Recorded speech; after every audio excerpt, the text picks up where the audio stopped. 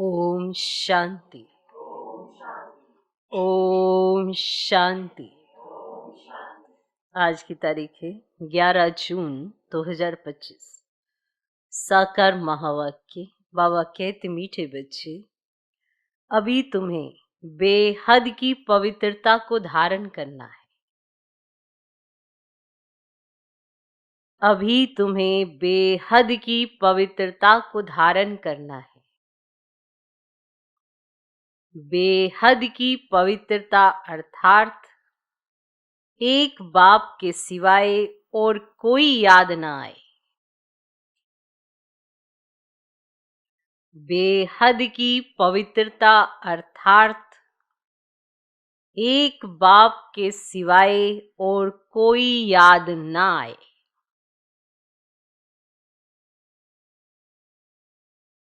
बाबा कहते, मीठे बच्चे, अभी तुम्हें बेहद की पवित्रता को धारण करना है।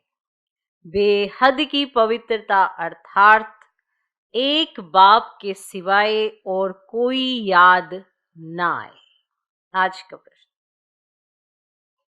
बाप से वर्षा लेने के पहले का पुरुषार्थ और उसके बाद की स्थिति में क्या अंतर होता है?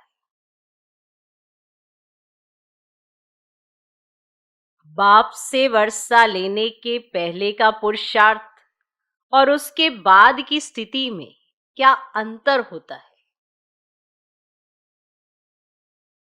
उत्तर, जब तुम बाप से वर्षा लेते हो तो देह के सब संबंधों को छोड़ एक बाप को याद करने का पुरुषार्थ करते हो। जब तुम बाप से वर्षा लेते हो तो देह के सब संबंधों को छोड़ एक बाप को याद करने का पुरुषार्थ करते हो, और जब वर्षा मिल जाता है तो बाप को ही भूल जाते हो। जब तुम बाप से वर्षा लेते हो तो देह के सब संबंधों को छोड़ एक बाप को याद करने का पुरुषार्थ करते हो, और जब वर्षा मिल जाता है तो बाप को ही भूल जाते हो। अभी वर्षा लेना है, इसीलिए कोई से भी नया संबंध नहीं जोड़ना है। अभी वर्षा लेना है, इसलिए कोई से भी नया संबंध नहीं जोड़ना है, नहीं तो भूलने में मुसीबत होगी। नहीं तो भूलने में मुसीबत होगी। सब कुछ भूल एक बाप को याद करो तो वर्षा मिल जाएगा।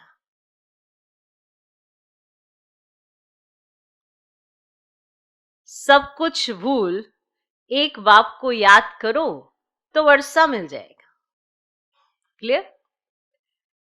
बाप से वर्षा लेने के पहले का पुरुषार्थ और उसके बाद की स्थिति में क्या अंतर होता है? उत्तर, जब तुम बाप से वर्षा लेते हो तो देह के सब संबंधों को छोड़ एक बाप को याद करने का पुरुषार्थ करते हो, और जब वर्षा मिल जाता है तो बाप को ही भूल जाते हो।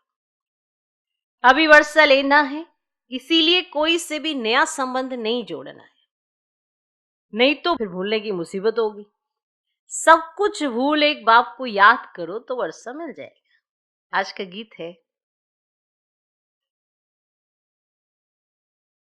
ये वक्त जा रहा है। ओम शांति। मीठे मीठे रूहानी बच्चों प्रति बाप समझाते हैं, ज्ञानी और अज्ञानी किस किस को कहा जाता है ये सिर्फ तुम ब्राह्मण ही जानते हो। ज्ञान है पढ़ाई, जिससे तुम जान गए हो कि हम आत्मा हैं, वे परम पिता परमात्मा है। तुम जब वहां से मधुबन में आते हो तो पहले जरूर अपने को आत्मा समझते हो। हम जाते हैं अपने बाप के पास। बाबा शिव बाबा को कहते हैं, शिव बाबा है प्रजापिता ब्रह्मा के तन में, वह भी बाबा हो गया। तुम घर से निकलते हो तो समझते हो हम बाप दादा के पास जाते हैं। तुम चिट्ठी में भी लिखते हो बाप दादा, शिव बाबा, ब्रह्मा दादा। हम बाबा के पास जाते हैं, बाबा कल्प कल्प हमसे मिलते हैं, बाबा हमको बेहद का वर्षा देते हैं, बेहद पवित्र बनाए। पवित्रता में हद और बेहद है। तुम पुरुषार्थ करते हो बेहद पवित्र सतो प्रधान बनने के लिए। नंबरवार तो होते ही हैं। बेहद पवित्र अर्थात सिवाय एक बेहद के बाप के और कोई की याद ना है। यह बेहद पवित्र, सिवाय एक बेहद के बाप की और कोई की याद ना है। वे बाबा बहुत मीठा है, ऊंच से ऊंच भगवान है और बेहद का बाप है, सभी का बाप है। तुम बच्चों ने ही पहचाना है। बेहद का बाप सदैव भारत में ही आते हैं, आकर बेहद का सन्यास कर आते। सन्यास भी मुख्य है ना, जिसको वैराग्य कहा जाता है। बाप सारी पुरानी दुनिया, छीछी दुनिया से वैराग्य दिलाते हैं। बच्चे, इनसे बुद्धि का योग हटा दो। इनका नाम ही है नरक दुखधाम। खुद भी कहते रहते हैं, कोई मरते हैं तो क्या कहते हैं, स्वर्गवासी हुआ, है ना, तो नरक में था ना। अभी तुम समझते हो ये जो कहते हैं वह भी रोंग है।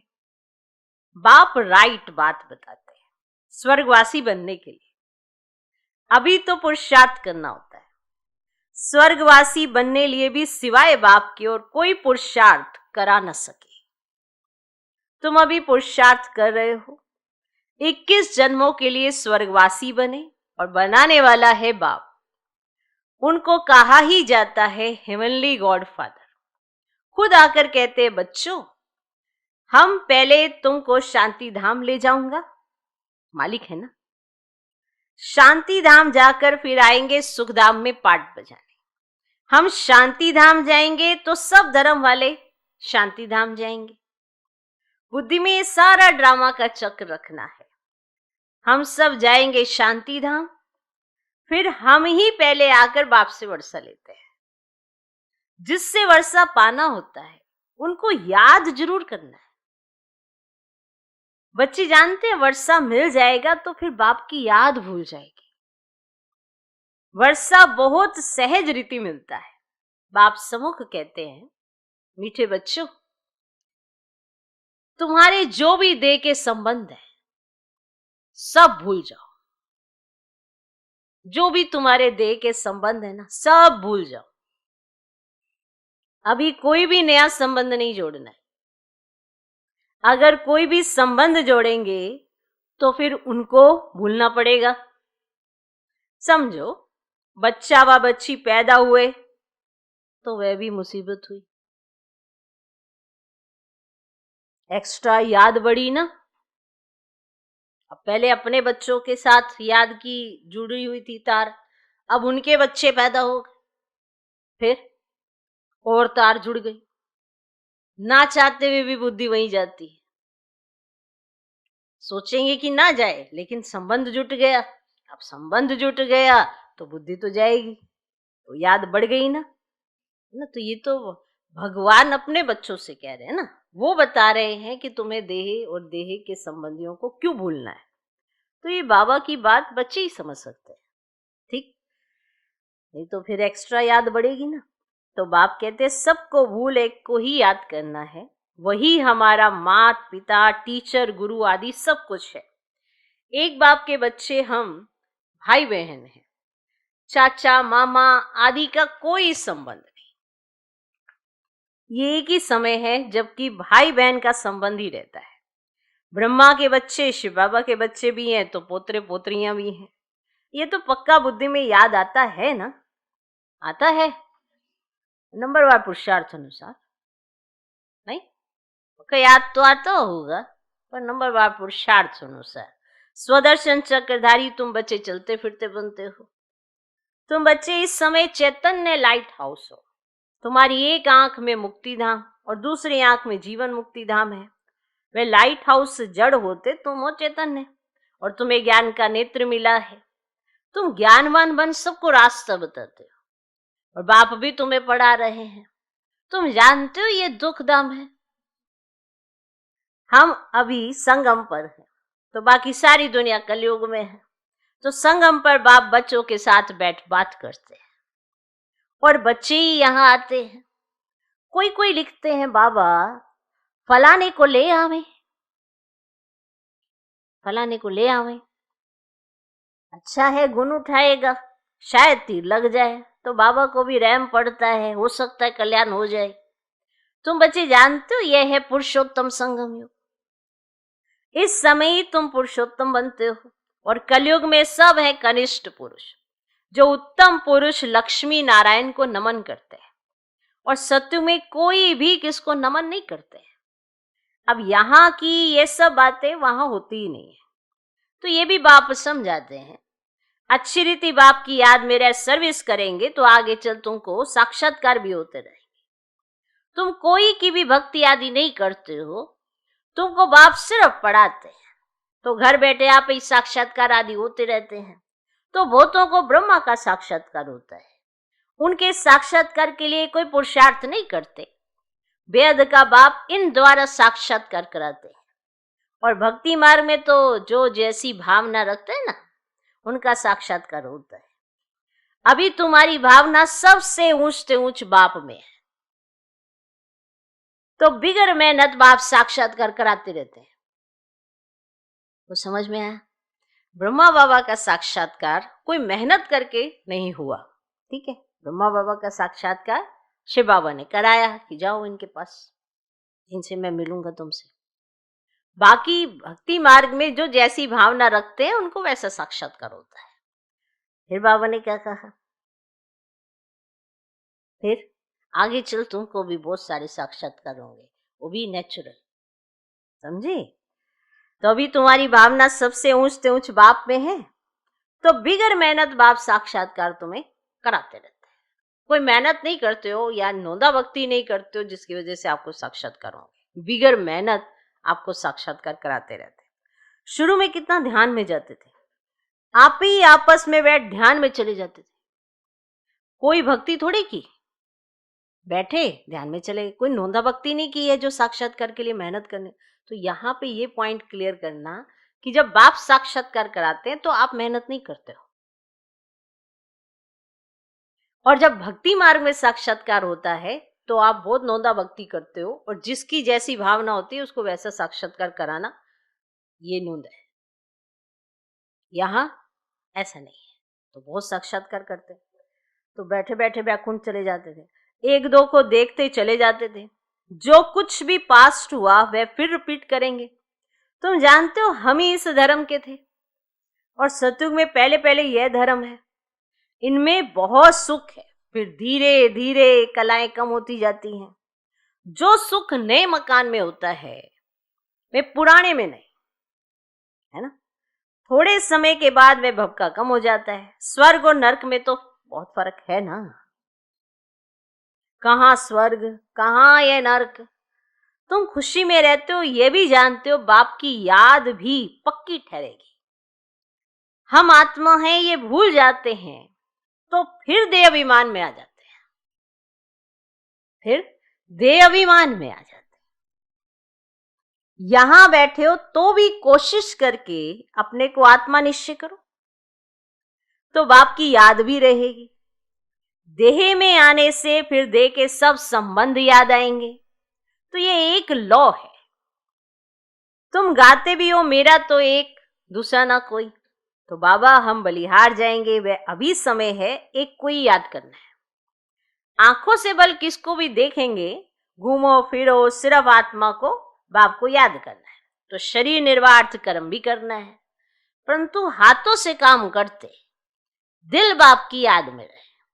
तो आत्मा को अपने माशूक को ही याद करना है, ठीक है।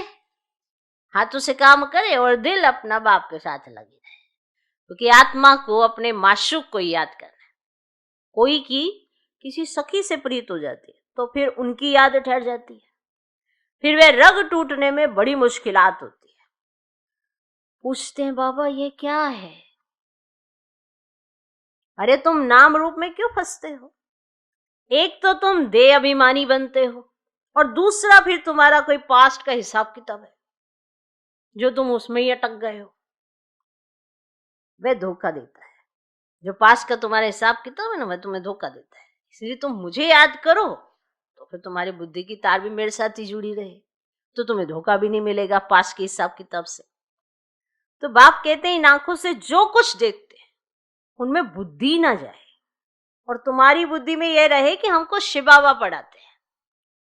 ऐसे बहुत बच्चे हैं जो यहां बैठे भी बाप को कभी याद नहीं करते।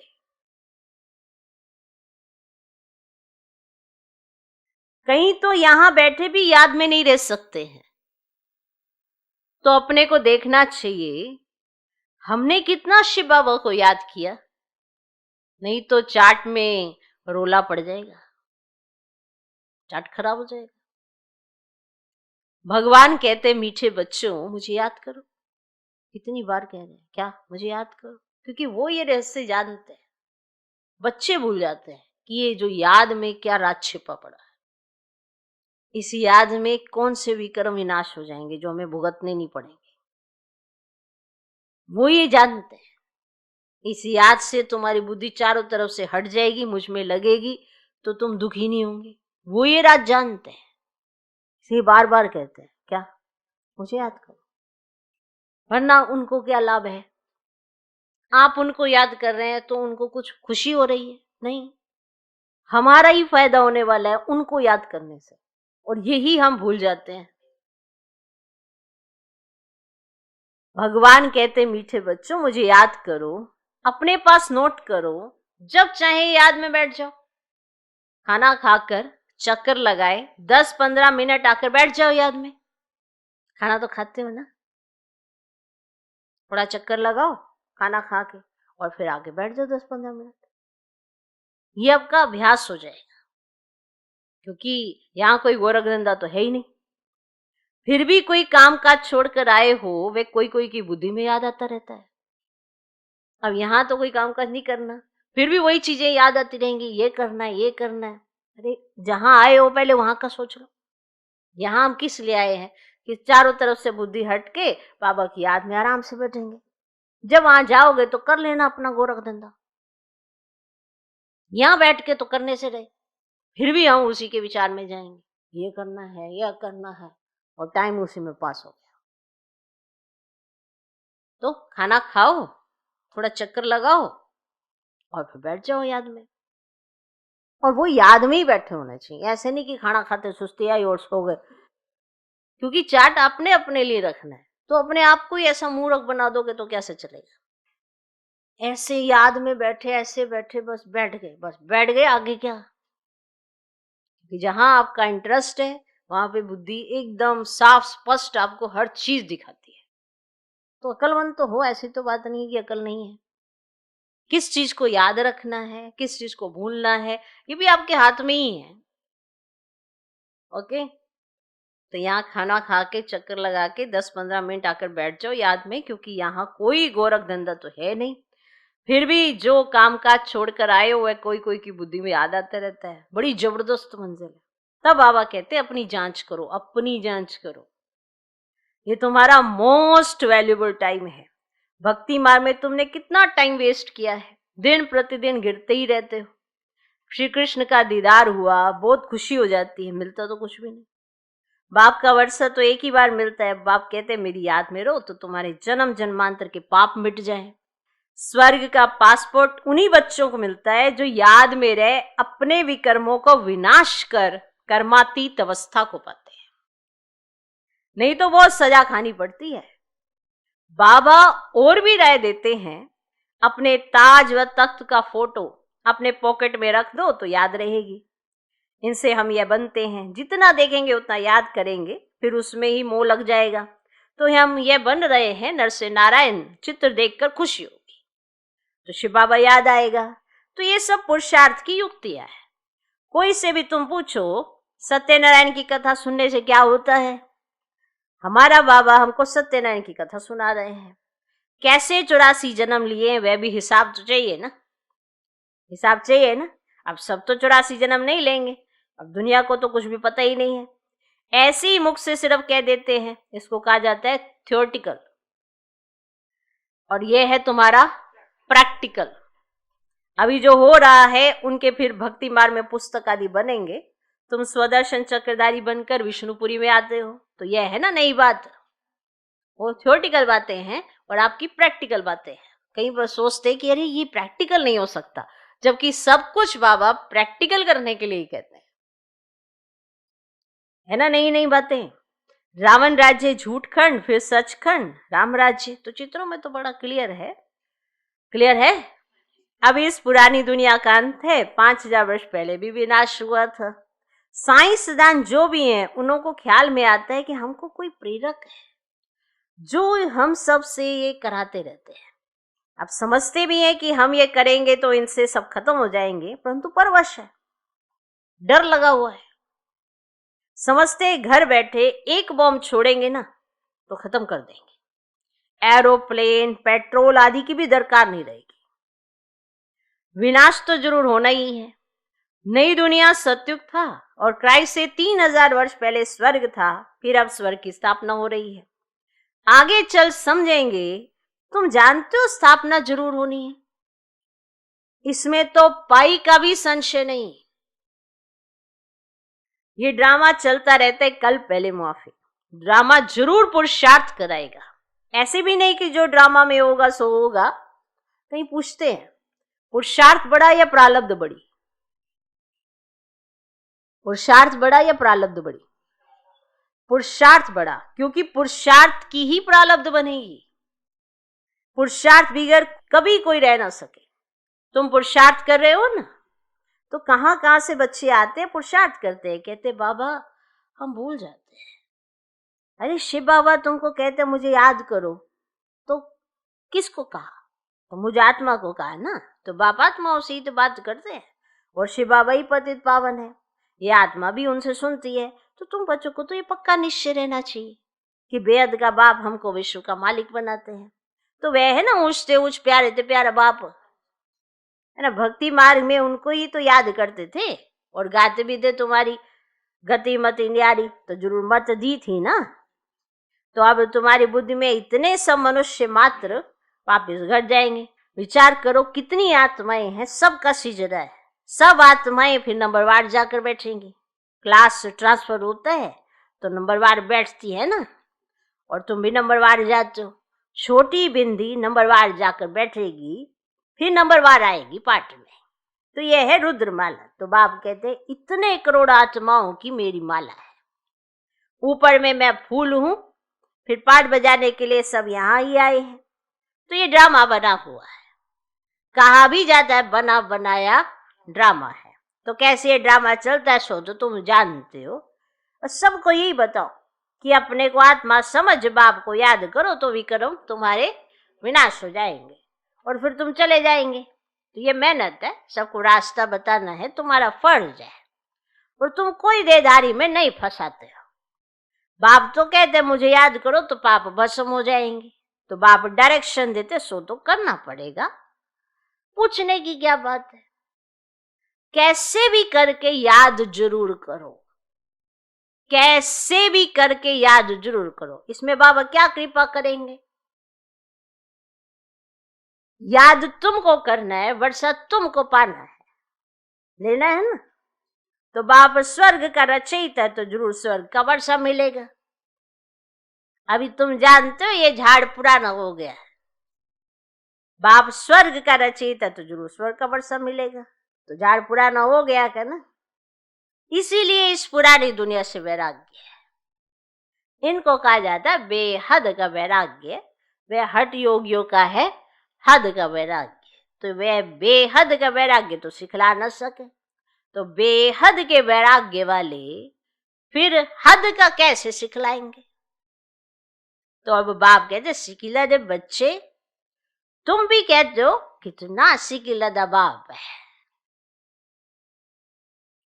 63 जन्म बाप को याद किया है, बस हमारा तो एक बाप दूसरा ना। 63 जन्म याद किया है इस मिलन के लिए। 63 जन्म आपने इतनी मेहनत की, इस मिलन के लिए। तो बस हमारा तो एक बाप दूसरा। अच्छा, मीठे मीठे सिकिलदे बच्चों प्रति माता पिता बाप दादा का याद प्यार और गुड मॉर्निंग। रूहानी बाप की रूहानी बच्चों को नमस्ते। हम रूहानी बच्चों की भी रूहानी बाप को नमस्ते नमस्ते नमस्ते। Good morning good morning good morning. सोचो, जो आपके इस जीवन में संबंधी है ना, वो तो तरह तरह से बदलते रहते हैं। चाचा मामा काका दोस्त भाई बेटा, कई ऐसे संबंध है, पर एक ऐसा संबंध है आपका आत्मा का जो निरंतर रहता है, बदली नहीं होता है। वो एक ही संबंध है। इसीलिए 63 जन्म उस एक संबंध के पीछे आपने इतनी मेहनत की है, और अब भूलना है, याद करना है। उसको नहीं भूलना है, और जिनको वो कहे कि भूलना है उसको भूलना है, क्योंकि उनको भूलने से हमें बाप निरंतर याद आएगा। क्योंकि आप एक ही टाइम पे एक ही चीज कर सकते हो ना, दो दो चीजें तो नहीं कर सकते हो कि बाप भी याद हो दूसरा भी याद हो। तो वो चीज जो हमने उस समय देदारियों को याद करके अपना समय व्यर्थ गवाया, उसका बोझ फिर चढ़ाया। क्योंकि 63 जन्म तो हमने यही किया, बस मिलने के लिए इतनी मेहनत की 63 जन्म कि हमको उनसे मिलन मनाना है। कितनी वैल्यू है बताओ, ये जन्म कितना वैल्यूबल है। धारणा के लिए मुक्ति सर, पहला पॉइंट, स्वर्ग में जाने का पासपोर्ट लेने के लिए बाप की याद से अपने विकर्मों को विनाश कर कर्मातीत अवस्था बनानी। स्वर्ग में जाने का पासपोर्ट लेने के लिए बाप की याद से अपने विकर्मों को विनाश कर कर्मातीत अवस्था बनानी है। सजाओं से बचने का पुरुषार्थ करना है। दूसरा पॉइंट, ज्ञानवान बन सबको रास्ता बताना है। चैतन्य लाइट हाउस बनना है। एक आंख में शांति धाम, दूसरी आंख में सुखधाम रहे। ज्ञानवान बन सबको रास्ता बताना है। चैतन्य लाइट हाउस बनना है। एक आंख में शांति धाम, दूसरी आंख में सुखधाम रहे। इस दुखधाम को भूल जाना है, इस दुख धाम को भूल जाना है। आज का वरदान, हर आत्मा को ऊंच उठाने की भावना से रिगार्ड देने वाले शुभ चिंतक भव। हर आत्मा को ऊंच उठाने की भावना से रिगार्ड देने वाले शुभ चिंतक भव। हर आत्मा के प्रति श्रेष्ठ भावना अर्थात ऊंच उठाने की व आगे बढ़ाने की भावना रखना, अर्थात शुभ चिंतक बनना। अपनी शुभ वृत्ति से, शुभ चिंतक स्थिति से अन्य के अवगुण को भी परिवर्तन करना। किसी की भी कमजोरी व अवगुण को अपनी कमजोरी समझ वर्णन करने के बजाय व फैलाने के बजाय समाना और परिवर्तन करना, यह है रिगार्ड।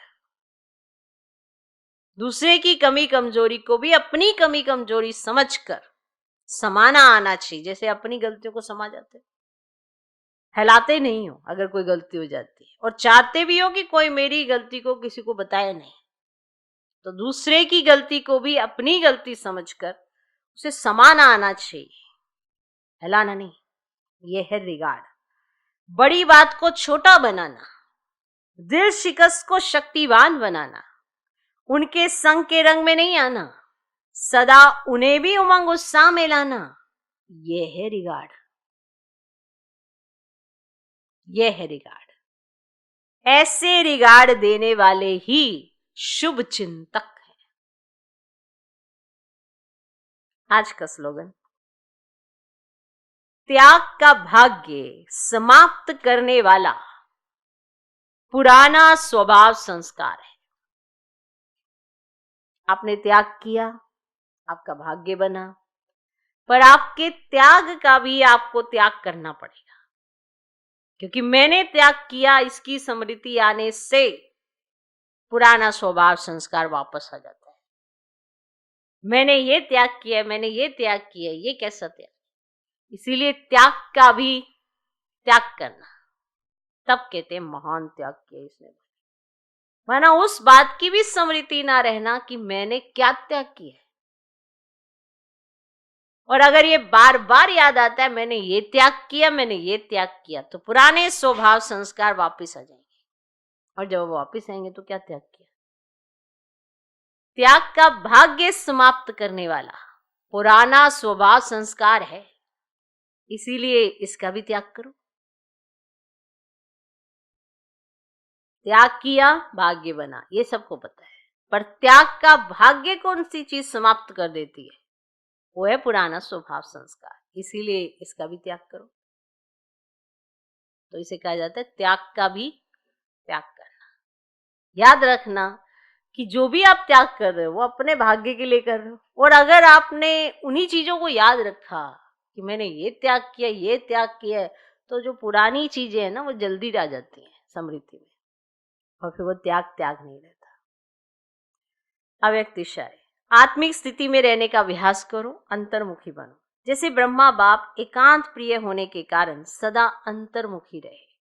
मैं आत्मा हूं, मैं आत्मा हूं, ये पाठ पक्का किया, जिस कारण वे स्वयं भी सदा शांति और सुख के सागर में समाये रहे और अन्य आत्माओं को भी अपने शुद्ध संकल्प और वाइब्रेशन द्वारा, वृत्ति और बोल द्वारा, संपर्क द्वारा शांति की व सुख की अनुभूति कराते रहे। ऐसे फॉलो फादर करो। ओम शांति।